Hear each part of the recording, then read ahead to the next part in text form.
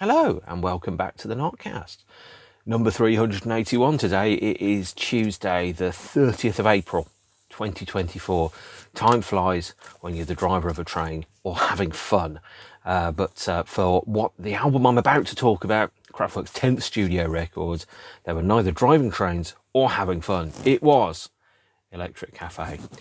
Kraftwerk have always been good at revisionism, telling you that what happened didn't really happen and something else actually happened instead.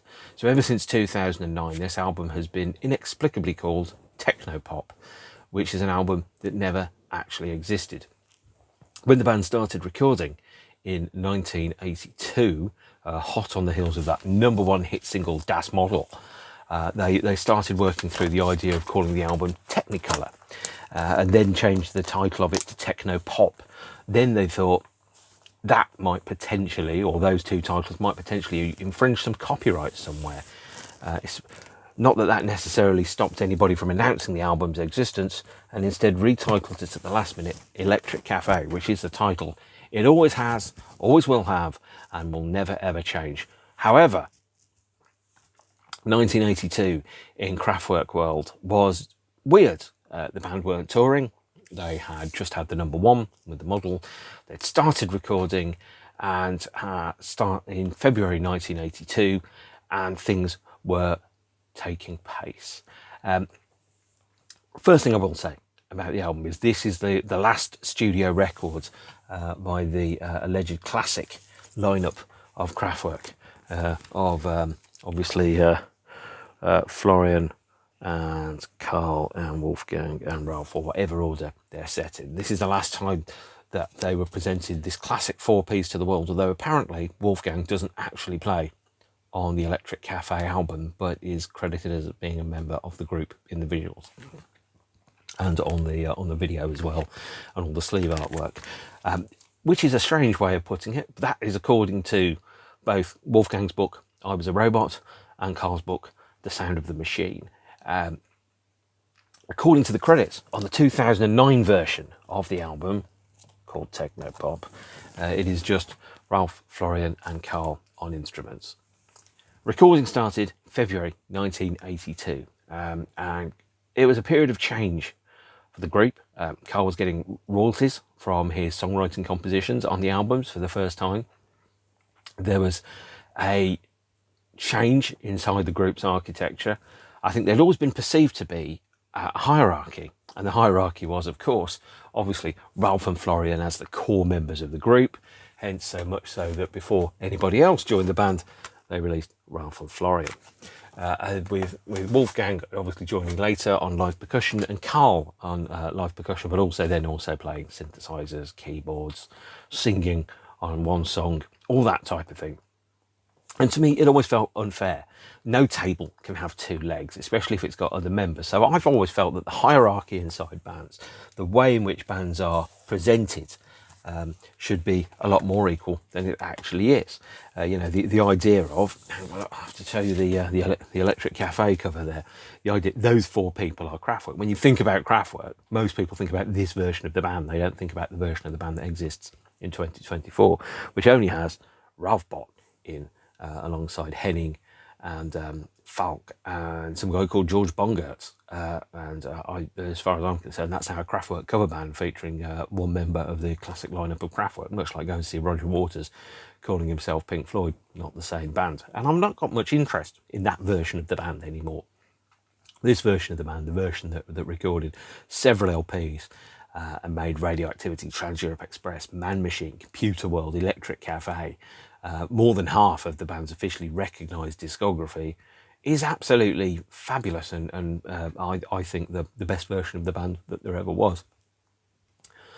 And with the model getting to number one, the band's architecture and hierarchy, as I said, changed.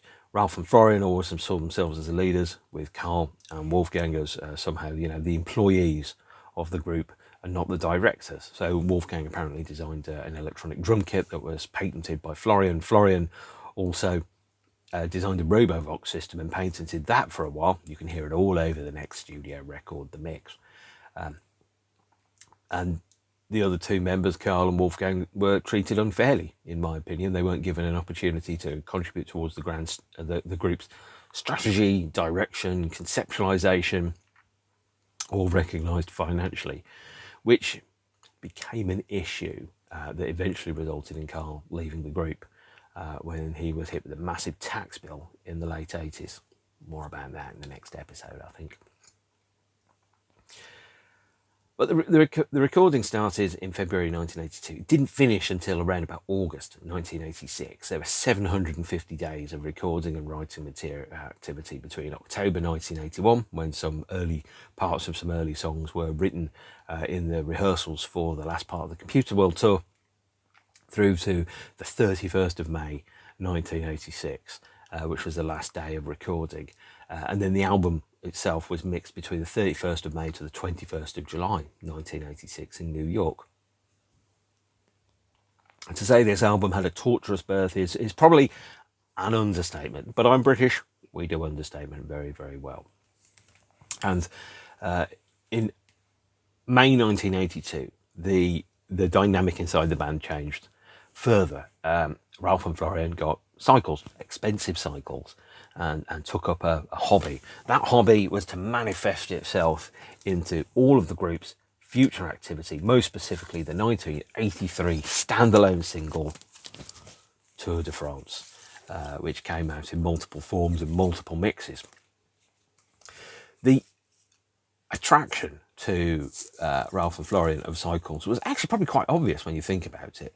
It was a place where a man becomes part of a machine operating gears and togs and cogs and all those type of things, gear sticks, cogs, machinery, and becoming at one with the machine in a way that is utterly Kraftwerkian in its concept and execution.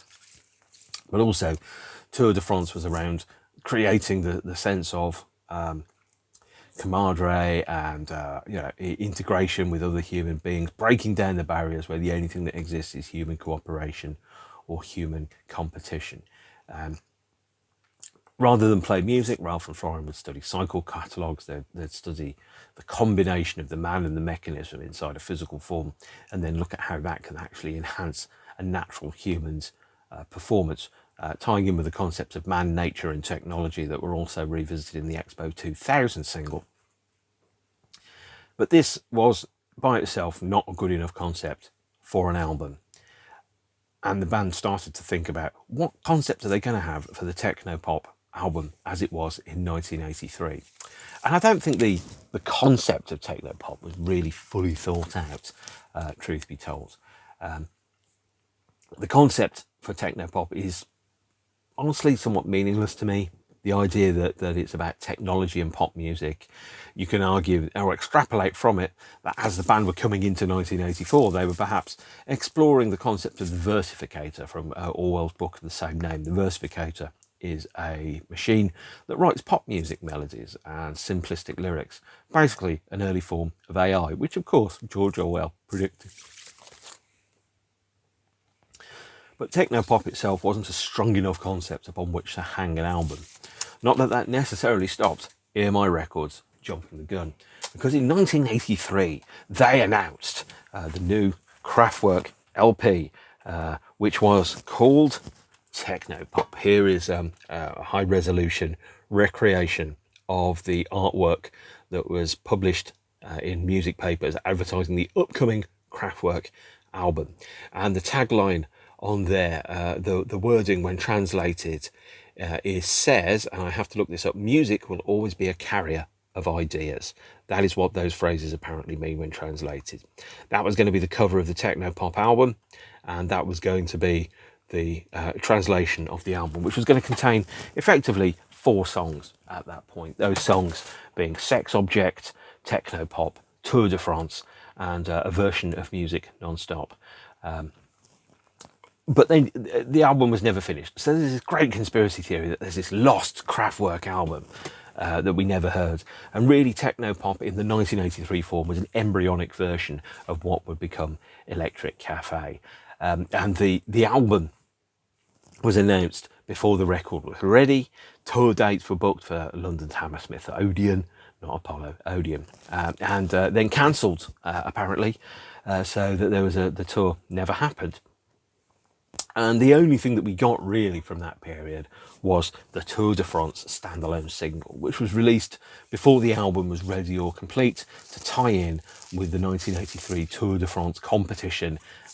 Tour de France being a cycling competition across France and parts of Europe. And it went past my house actually in about 2007.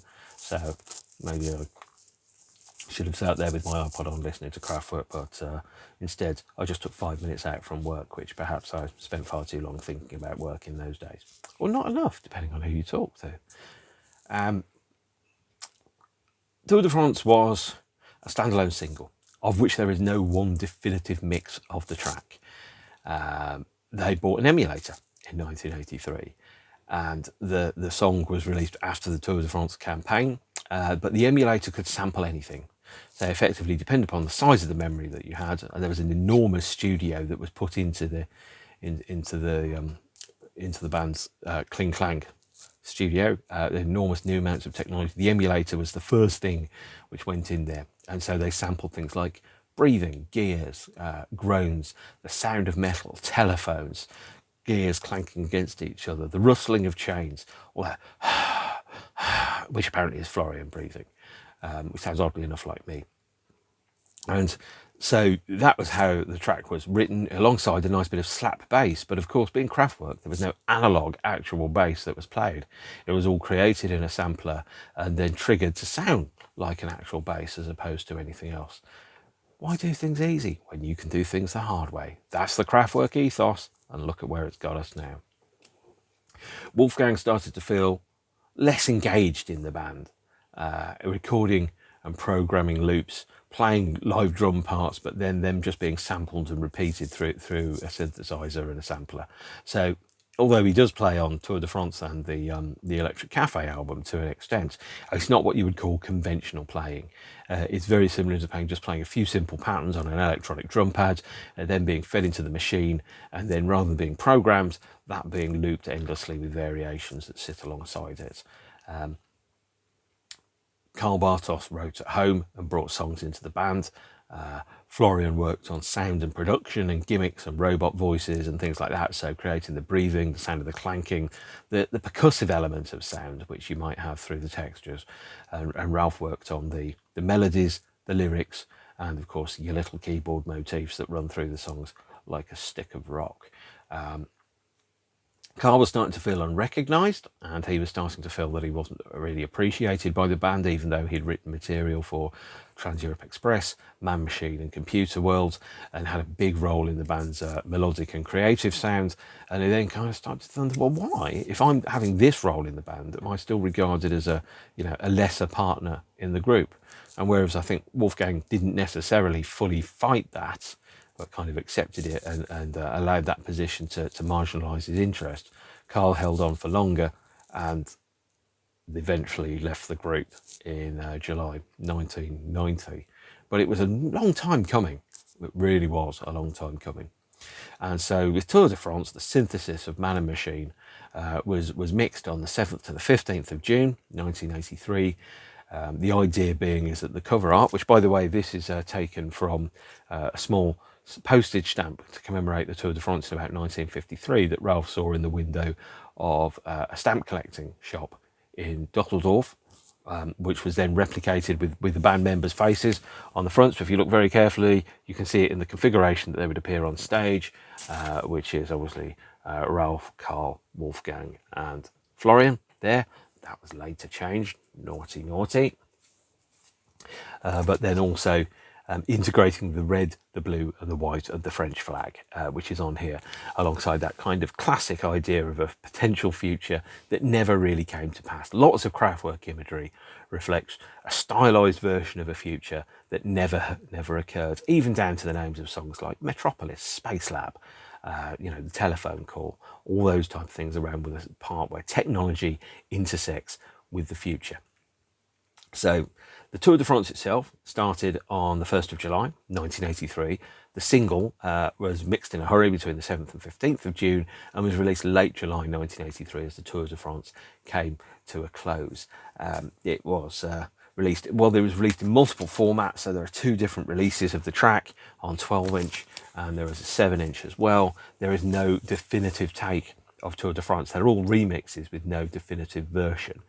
So let's talk through the singles and go through that. So this is the EMI 1983 original 7-inch, which is backed with the 7-inch mix of the track, and then on the B-side an instrumental. The instrumental is a slightly different mix to the extended version.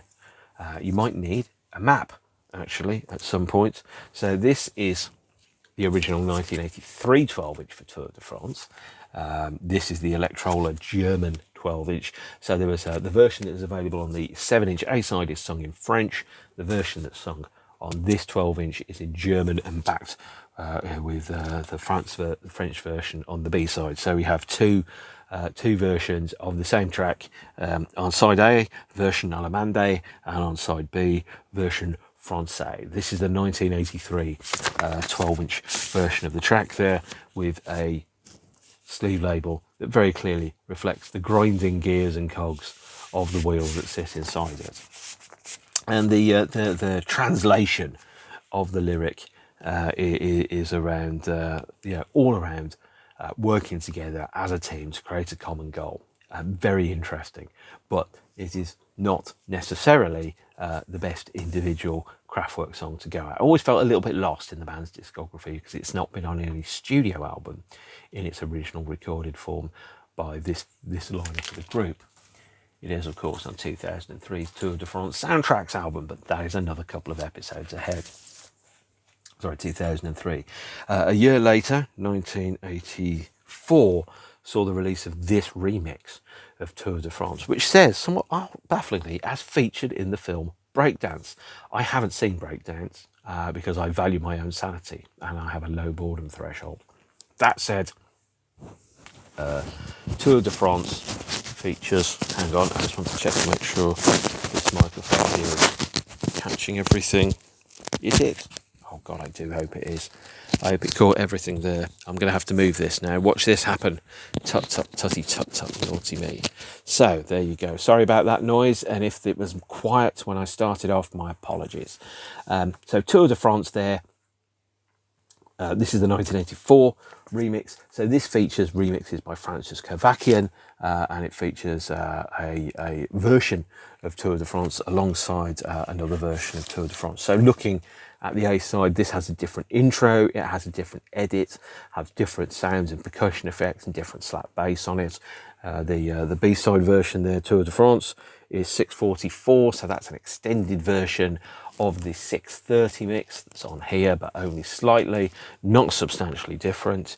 And then we have, let me just quickly check, the Tour de France standard 7-inch mix running at 3 minutes on there. So there are several different alternate mixes of Tour de France, and there is not one that is definitively the version, unless you want to count the 7-inch version itself, which is just called Tour de France, which to me, the 7-inch version is an edit of a 12-inch and a bastardization or a castration, a truncated version of this track. This track had a second life, of course, in both 1999 and 2003. The 1999 second life of the track was a version released on CD, as since it wasn't on any Kraftwerk albums, Tour de France was not on CD during the CD era. Instead, in 1999 we got the CD single, which flattens the mixes and just describes it as radio version, Kling Klang analog mix 6:44, and the remix Francis K 6:45. So you don't get the instrumental, you don't get the 6 minutes 30 version on this CD, and so the German language vocal of Tour de France hasn't been released on CD as performed by Kraftwerk. Also, if you look carefully at this, this lineup is changed. So Wolfgang and Carl have had their faces removed and changed by duplicate, so it just goes Ralph Florian. Pettiness is such a very human trait indeed. But of course, if I wanted to own the original lineup version of Tour de France on CD, I had to buy this. There was, the first time a version of Tour de France was released on CD as performed by any members of Kraftwerk, and this is where you're going deep into the band's discography, was on this baffling CD, Tour de France 98. 21 racing tracks to soundtrack the German TV coverage of the 1998 Tour de France competition. This features perhaps a little obscurely and rarely known track 13. Karl Bartos, ex-Kraftwerk, re-records Tour de France in a 6-minute 45 version using his own studio, sung by Karl. And the inclusion of the words ex-Kraftwerk there in tiny letters on the back of the CD saw a legal shitstorm of heroic proportions and a frank exchange of views between various former members of the same group, which persists to this day in certain restrictions upon the activities that ex-members of Kraftwerk can undertake in their careers. The band heard a song called Blue Monday by a band called New Order. You might have heard of them. And they went to Britannia Row Studios to find out why and how Blue Monday sounded so good, because that's where Britannia Row, formerly Pink Floyd studio, was where New Order had recorded Power, Corruption and Lies and Blue Monday. So Kraftwerk went to Britannia Row to remix Tour de France to see if they could make it sound more like Blue Monday. Nice try, but they never used the mixes. So there are a couple of unused mixes of Tour de France from 1983, trying to emulate Blue Monday, which we've never heard. And Tour de France was not a big hit. It got to number 22 in the UK, number 47 in Germany, and then disappeared. And then in November 1983, Francis Kavakian did some remixes of it, which then became the 1984 single Here. But he also did mixes of 4 songs from the techno pop period in the studio in New York. The 1984 remix, as on Here, did get to number 4 in the dance charts in America in 1984. But it didn't exactly set the world alight. With techno pop unfinished, and as a result of creative constipation, the album never quite came out. So the version of techno pop in 1983, the rumour is, of course, that there was an unfinished Kraftwerk album. There wasn't. It was an early work in progress of techno pop. And there was an accident in around about June 1983. Ralph was cycling without wearing a helmet, knocked unconscious, was in a coma apparently for a few days, and when he woke up his first words were, "Where is my bike?" Personally, my opinion is that was the moment where Kraftwerk ceased to become a creative outlet, and Ralph changed his approach to managing Kraftwerk from being a band that created music to a curator of an immaculate recorded legacy. Of course, with all the material for Electric Cafe written at that point, it was then a point of finalising that material and working out what you're going to do next. And it felt to me like the songs stopped coming from Ralph, and with Karl marginalised, and he had a huge melodic influence on Computer World, Electric Cafe, Man Machine, bits of Trans-Europe Express. You can really hear the absence in the post-Karl material of that strong melodic guiding light that led the band through. And with the unequal hierarchy in the band, I don't think Karl was appreciated sufficiently by his former bandmates, and therefore the key melodic power which he had kind of departed the group and manifested itself in Karl's solo activity, which I've talked about in an earlier episode and I may revisit yet again. But what that meant was, effectively, the tap got switched off. There'd been very few Kraftwerk songs that had been released after Electric Cafe. So since 1986, Kraftwerk have released 12 new songs, 11 on a studio album, one of which is only 30 seconds long, and 1 standalone single. It's a very, very Spartan output for a group that would put out an album every year. And that's where Kraftwerk started to turn in curators or managers of the museum of their own brilliance, as opposed to a genuine and creative act that still had something new to say. And following the accident, there were memory lapses apparently, there were gaps in memory. Ralph didn't recognise Wolfgang's voice sometimes on the phone, according to recollections. So there wasn't there wasn't very much in there. It felt as if he had to kind of rebuild himself. Obviously, having not been in a catastrophic accident in the course of my life, I can't really speak for what that experience is like. I've gone through periods of creative constipation, periods where I can't necessarily write material. I've never worried about it because I thought it's always going to come at some point. But that doesn't necessarily mean it ever comes. I just kind of trust and hope that it's going to happen. Maybe for Carl, it just stopped coming, and that was the reality of the situation. That said, once the band got back to work, once Ralph was recovered and the band started to work again, they mixed techno pop, the album as was, took the Francis Kavakian mixes and then mixed it at a studio called Rudas, which is the same studio that they used for Man Machine, but they didn't like the mixes that they got into. And then the band did some test mixes in the Kling Klang studio, in their own studio, and they liked those mixes and they stuck with them. So they tested mixes out by playing them at a nightclub called the Morocco in Cologne over the PA before anybody came into the club to hear what it sounded like through massive club PAs. But the problem was they had too many options. The studio was starting to become too unwieldy, and sometimes you get to the point where do you play the machines or do the machines play you? And the ideas were starting to close down, but the option, you had almost like an analysis paralysis, too many options. Same kind of things happened in Chinese democracy, actually. Just too many choices instead of instinctively going that one. You end up going through 100 different permutations before you settle on what you think it's going to be. There was a lot of overthinking about the band and its legacy, and that started to slow the band's work rate down. Sometimes they started at 8 p.m. at night and finished at 12. So there was no deadline, there was no creative impetus, there was no pushing force that was saying you need to have an album ready by the 4th of October. That didn't exist. The band operated completely self-sufficiently. And in a situation like that, and where you've got no necessary where you've got no boss as such, you can work at your own speed, and sometimes your own speed is painfully slow. The band took cycling breaks, so they were on cycling holidays. Work started grinding to a halt, and the band's writing methods changed. So instead of the 3 or 4 of them together in the studio facing each other, jamming through melodic ideas and playing bits together, they started to write at home in a fragmented fashion, bring in near complete pieces of music that the other members of the band decided that they were either going to hone or not hone.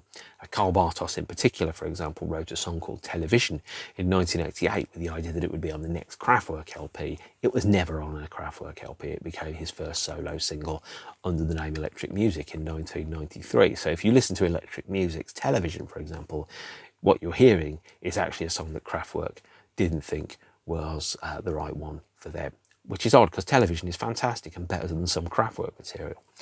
You also get to hear a Karl Bartos album called Off the Record, which is effectively taken from songs that he wrote for Kraftwerk that Kraftwerk weren't interested in taking forward, that he then revisited, reimagined and rewrote and finalised. And again, sounds like the best Kraftwerk LP you don't own, but that's what happens when you have creative paralysis. You have too many ideas. You can kind of go, well, we can make music non-stop. We can make it 15 minutes long, 18 minutes long, 6 minutes long. And then you end up with too many options and not enough editing. And you need to be really ruthless about that to make that happen. At this point, there was some new people that entered the group's kind of orbit. There was a guy called Henning Schmitz, who was a recommendation and had studied with Karl Bartos and Fritz Hilpert. And Henning did some mixing for the band around about the time they were finalising Electric Cafe for several days. And the band always thought, actually, this guy could be something in the future. And Henning Schmitz has been a member of Kraftwerk since 1991. Fritz Hilpert, who was recommended by Karl and studied at the same place and was born 4 years to the day later than Karl, was a member of Kraftwerk between 1989, 1988 and 2022. So I was a member of Kraftwerk for something like 34 years and played on a couple of studio albums, a couple of live releases. And in my opinion, Fritz and Henning are core members of Kraftwerk and have been for a long period of time, even if Kraftwerk hasn't been a successful creative entity during that period. Come 1983, Electric Cafe was finally released in around about November 1986. And as music is always going to be the carrier of ideas, the album Electric Cafe is actually, and this will be a surprise to you, my favourite Kraftwerk album. A lot of people don't like it. I love it. I think it's fantastic, possibly because it was the first Kraftwerk album that I was engaged with at the time of, or around the time of release. It created to me a new genre of music. Yes, the album's called techno pop, but really for me, Electric Cafe is an album that kind of predicts the future in a way in which computer world never quite did. There's a synthesis of ideas around where the analog and the digital worlds interact in much the same way as when a man becomes part of the machine on the Tour de France single. Electric Cafe was around how mankind was going to become connected by electricity and electronics to form almost a global cafe, predicting the existence of the internet, Twitter, Facebook, Meta, TikTok, Twitch, and all those other things, MySpace, which don't exist anymore. It was about, to me, it was a new genre of music, which was almost like electronic classical or a blend of technology and pop music to address the way in which humans interact with each other and also the way in which technology enables human interaction, creating a single global intellectual meeting place, an electric cafe facilitated by telephones, television, radio, TV, movies, comics, and the internet, text messaging, and all the other forms were almost coalesced together in an electric cafe where people that didn't know each other would meet and commune and communicate ideas. And then, therefore, of course, that also ties in with the themes from the Esperanto album by Electric Music, Karl Bartos, and the Communication album as well, released in about 2001 by Karl Bartos, around language and communication between human beings. Side one of the album, Electric Cafe, is magnificent. It's one song divided into three parts, called respectively Boing Boom Chak, Techno Pop, and Music Non-Stop.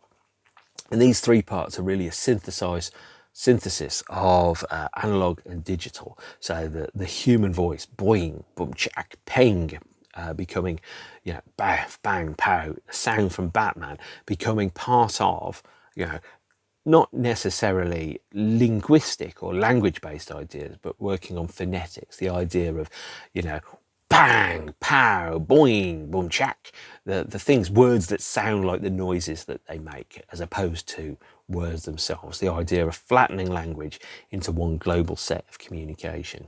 And the lyrics around, electric music all around, industrial rhythms, all that type of stuff really talks to the sound of the sound of technology, the sound of industry, the sound of hardware. So when you listen to some of the percussion sounds on something like the Boing Boom Chak title track, or perhaps techno pop, what you can hear is the clanging of metal on metal, hammers on metal, the sound of industrial production lines, factories, railway carriages, all of them operating together to create a separate, steel, non-organic ecosystem which underpins the existence of modern humanity and civilization. So the idea of techno-pop is a metaphor for that, the way in which communication happens. And the technology to communicate via sound and vision, the sound of industrial rhythms, synthesized speech, the electric cafe representing the meeting of ideas, relationships between people and technology, humans and the industrial environment, the perils of communication, where community connected by technology can lead to misinterpretation. These are big concepts. So when people start saying, electric cafe doesn't mean anything, it's just so subtly played that it's not obvious in the way in which something like computer world, man-machine, radioactivity is. It's a far more subtle concept that's being communicated with the Electric Cafe album. So much so that this is the album where not even physical representations of the band exist, but it's all electronic versions of the band. So Computer World, of course, took the band into the avatar environment by using mannequins. This goes one step further. So, for example, on the inside gatefold sleeve, that isn't even, those are photographs of effectively death mask heads that have then been digitized for the Music Non-Stop video. And you look at that, you look at the cover that's on here, that's a some very early CGI, not quite inspired by Last Starfighter, but this was cutting edge technology to create versions of the band that were digital representations of themselves. And to take it, the analogy a step further, this is a version of the band that no longer existed in any form of physical reality. This was a version of the band that existed purely in pixels and in bleeps and bloops and bytes and bits. And that is where the album becomes, I think, really very, very interesting, in the way in which it says that, basically it says that humanity is going to evolve beyond the physical world of meat space into something else that's far more interesting, where actually what matters is who we think we are and how we present ourselves to be, as opposed to this ugly bag of mostly water which we are in meat space. So basically Kraftwerk invented MySpace, Facebook, avatars and everything else that goes with it. And they all did it to the sound of a Mini Moog, an MCI H600 console, a TR-808 drum machine, a Lin sequencer, a TX-816, and 8 DX7 synthesizers and emulators. Those sounds and sampling rates which they had also represented the ethos of this cover in the sound of the record. So the record is almost a modern nostalgia because it's so closely able to replicate the sounds of the original, but not be original. It creates what is called an uncanny valley. Now, the uncanny valley, when you think about it in the context of things like CGI, is where something isn't quite real. You know it isn't quite real, but you can't quite put your finger on it. Really good way of identifying uncanny valley is to look at the number of fingers and the placement of fingers in things like AI. When you look at AI, especially representations of humans, they often don't have 4 fingers and a thumb. They have 6 fingers, 7 fingers. They have one hand that's made out of things that look like fingers but aren't actually hands when you look at it. You've got impossible physics. You've got eyes that don't quite match up. You've got symmetrical faces that are kind of weird. You look at anyone's face, they're not symmetrical. They're really close, but they're not symmetrical.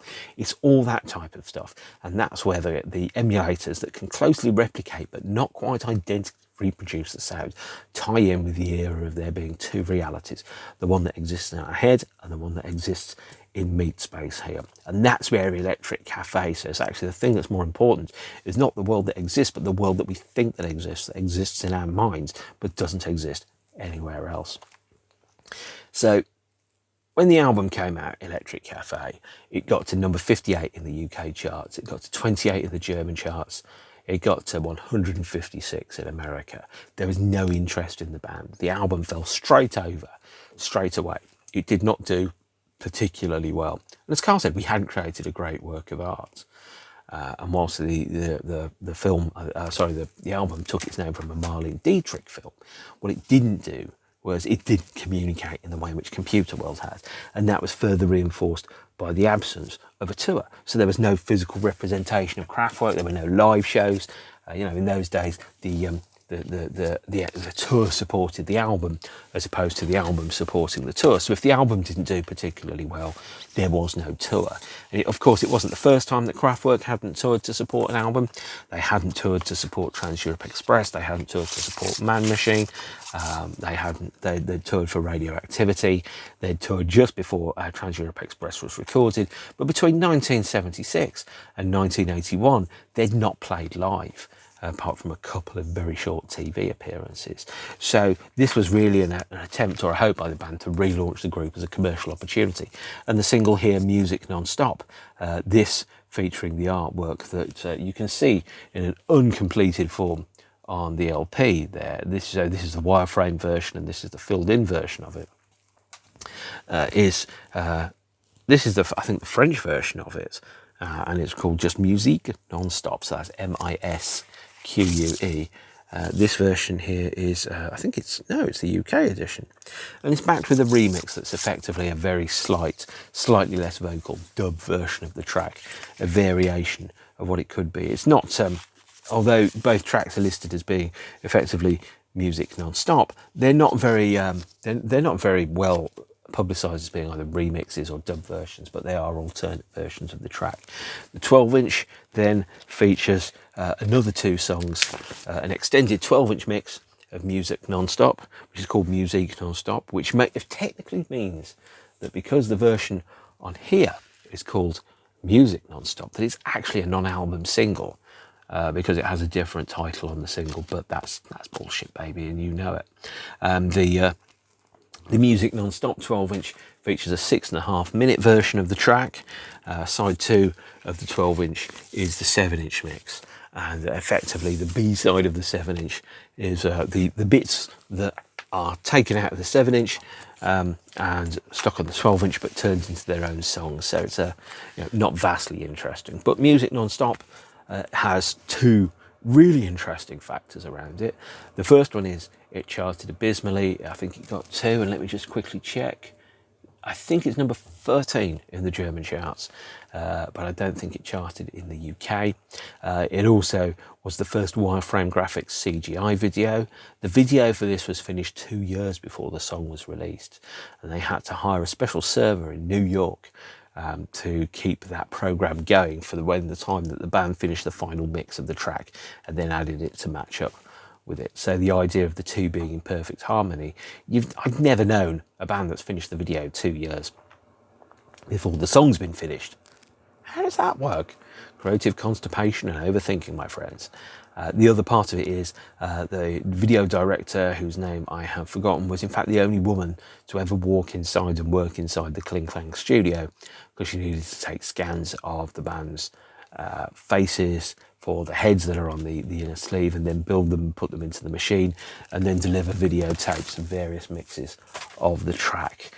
So this is the band's heads there being scanned for science, great science, and put onto the album covers and on the videos as well. So that is, again, if you match those up, those do work. Boing Boom Shack, opening track, is Florian playing voices, influenced a little bit by the song Da Da Da, which was later covered by Elastica, and then kind of playing with the concept of, instead of having musical instruments or notation, is that you fed in phonetic sounds into the sequencer, and then you played human voices as if they were just another part of the texture, separated a little bit from the idea of lyrics and meaning and so on. Techno pop itself, which by the way is sung in multiple languages. There was a Spanish language version of techno pop, the title track that does exist, which was hastily deleted because there was a pressing fault when the album was reissued without the pressing fault, a few seconds missing from Electric Cafe. The Spanish language version of the techno pop track was not there anymore. It was the English or German editions of the song. But that is where it is. And then obviously Music Non-Stop, which has become basically the closing song at almost, I would say, 99% of Kraftwerk concerts since then. And the times I've seen them, I've seen the 2 tours or the 2 sets of shows where they haven't ended with Music Non-Stop. So I saw them in 1992, where the last track was Pocket Calculator and then Taku. And I saw them in 2013, where they closed with Expo 2000, which, as far as I can tell, is the only show they've ever played which opened with Boing Boom Shack itself and playing the Electric Cafe album in sequence. And that was a great show, but I'll get to talking about that some other time. Side 2 of the album, after Music Non-Stop, which went up to, Music Non-Stop came up to 15 minutes long on the 1991 tour. After Music Non-Stop, you flip the album over and you go into 3 songs: The Telephone Call, Sex Object, and the Electric Cafe title track itself. The Telephone Call was the last single released by Kraftwerk, the original classic 4-piece lineup, heavily remixed in the months after the release of the album. So November 1986, the band were back in the studio in New York with Francis Kavakian, working through the remixes of the Telephone Call. So there is the 7-inch and the 12-inch from the UK. It was re-recorded in part. New drum parts were created. Carl Bartos added the numbers beat as opposed to the Telephone Call beat for some of the B-sides, and it sped the track up, and it was re-recorded as well. This was heavily remixed. So the 7-inch here features a 7-inch edit of the Telephone Call. Also features no label on this one. And on the B-side, Der Telefon Anruf, the German version. And the lyrics to the Telephone Call are beautiful and tragic around, you are so close but so far away. I call you up each night and day. give you my number and I give you my time and I try to make a connection on the telephone line. A song about how humans are separated by technology from being able to communicate with each other. A metaphor which ties in with the fact that the Electric Cafe album just isn't, you know, as good in some people's eyes because the band has started to become enslaved by technology, or instead of being enslaving the technology, you know. And the 12-inch features an extended version of the 7-inch mix, which I think, frankly, is fucking amazing. It's one of my very favourite bits of music of all time, this 12-inch mix of the Telephone Call that still isn't on CD. What the hell are you guys playing at? Not even on the remixes album, probably because it's sung by the not Ralph that is Carl. Then it takes a 7-inch mix and then it has an extended, extrapolated instrumental ending that goes through all the various permutations that you can of the musical motifs that are in the song. It's backed with House Phone, which isn't an amazing song, and the German language version of the Telefon and Ruf, taking on the back cover the imagery that's used in the Music Non-Stop video, and images from the Music Non-Stop video there on the front of the Telephone Call. The Telephone Call video is the last bit of work that I think Wolfgang did with the group. Each member filmed separately in a kind of stark, semi-classical, black and white, playing and answering telephones, writing on typewriters, wearing gloves, and generally looking like 4 separate bored guys in a warehouse in front of a camera, which of course is exactly what they were. And the remix, there was a remix for this, which was by Steve Thompson and Mike Barberi, and that did include some cowbell on it, but Kraftwerk rejected that mix because the rhythms had been replaced by fairly standard, well-known drum machines. As I've mentioned before, if you listen to Whitney Houston's I Want to Dance With Somebody and the Shep Pettibone remix of True Faith by New Order, you can hear the same drum sounds throughout the whole thing. And you're kind of going, if Kraftwerk, a band that very definitely wanted to live in their own world and didn't want to have anything that sounded like anybody else, you listen to them and suddenly you hear a cowbell and you go, well, that's from a Lindrum, and then everyone knows what that sounds like, and you end up kind of going, Kraftwerk are just another band, they're not a separate set of sonic and experimental pioneers. We then have Sex Object, which is a kind of like a continuation of the themes that exists inside the Telephone Call. You know, I don't want to be a sex object, you turn me on and then forget. The lyric, the idea of Ralph being a sex object is very strange to me, but it kind of also then converts human relationships into digital transactional relationships, and kind of takes the thought of, well, actually, if the telephone call has been successful and the relationship has been birthed, you then look at that situation and kind of go, maybe that's not the right way to approach the human emotions. It's probably the most emotional Kraftwerk song, which, let's face it, isn't that difficult. And then the last song on the album is Electric Cafe, the title track. Kraftwerk have had a title track on pretty much everything since Autobahn in 1974. And the lyrics to Electric Cafe kind of lay clear, probably the closest thing the band get to an agenda for the album, for a political viewpoint about, you know, art synthetique, music politique, age atomique, for example. These lyrics that kind of very, very simply kind of point down to atomics, energy, ages of mankind, technological development, art synthesizers, the idea, the gap between reality, the idea of looking at things like politics, for example, and how they're all connected into a single world, a single ecosystem of human civilization. I think Electric Cafe, which by the way was written largely very, very quickly to create a theme tune for a German TV show, which I think might have had the same name, was used on German television in 1986, is a fabulously underrated song. And it baffles me that it took until 25 years after release for Kraftwerk to play it live. They first played it live in 2011 in Germany, the Electric Cafe title track. Since the singles didn't chart and there was no real success, the band had no impetus for a tour. There was no interest in a tour, so there was no tour. And Wolfgang slowly withdrew from the band. His contribution to Electric Cafe was apparently very small, again playing loops once or twice, maybe a couple of days' work, and then effectively being fed into a machine and looped himself and turned into just another component. So he started to move to designing furniture. Henning did some mixing, and he was a student with Carl. And what Carl said is, we looked too much at our own time instead of, or rather than, our own musical elements. So it was some members of the band felt that the music had been overlooked by the concept, and the concept had been probably diluted as a result of it.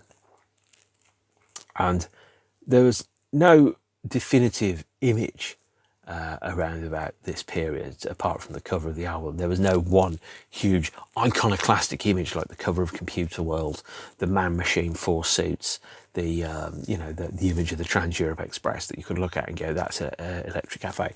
And maybe it was that lack of iconography in the album that means that the single visual concept of the album was never really communicated, so no one could look at these four faces and go, that's the Electric Cafe. Maybe if they'd have taken a slightly different approach, you could have had the four faces arranged like the cover of the first Beatles album, and then that would have been more striking, but obviously a little bit more derivative. Although of course the band never really hid their influences. The Wines by Drive on Showroom Dummies was, by the way, influenced by the Ramones. January 1987. 16th of January, Carl Bartos opens the door to Kling Klang Studio. And that was when the upgrade to digital hard drives started to happen. The band moved away from analog tape. They moved away from all of that. They started to feed everything into the ether with a special cooling room built at Kling Klang Studio and a huge and vastly expensive synthesizer being placed in Ralph's workstation. Henning started to become part of the band's background architecture, working in a technical capacity as an engineer. Fritz started to help with the transfer of all the band's old material into hard drive form and to digitized form, so that it could then be played through effectively keyboards, as opposed to recreated using the original keyboards. And that was when the lineup started to fracture. That was the end of the Electric Cafe period and the start of something new. And talking of the start of something new, Electric Cafe has had numerous reissues and repackagings. 2004 saw the non-release of the remastered catalogue box set. This is the promotional copy, a few hundred of which were kind of manufactured in the UK as proof of concept.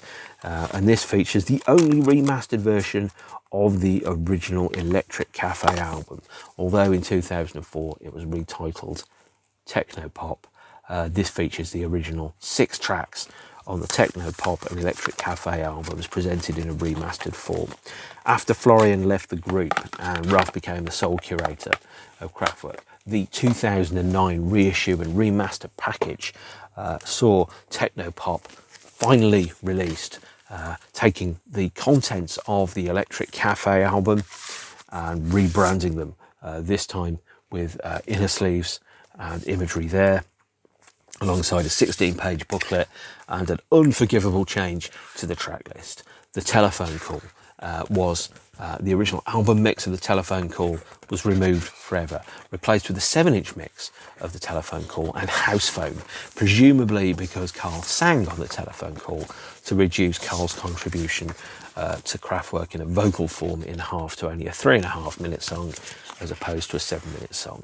These images on the inside of the Technopop album are all high-resolution screen grabs taken from the Music Non-Stop video and represent an avatar version of Kraftwerk itself, alongside a series of credits on the back that perhaps are more effusive than most, with Ralph Hutter, Florian Schneider, Karl Bartos.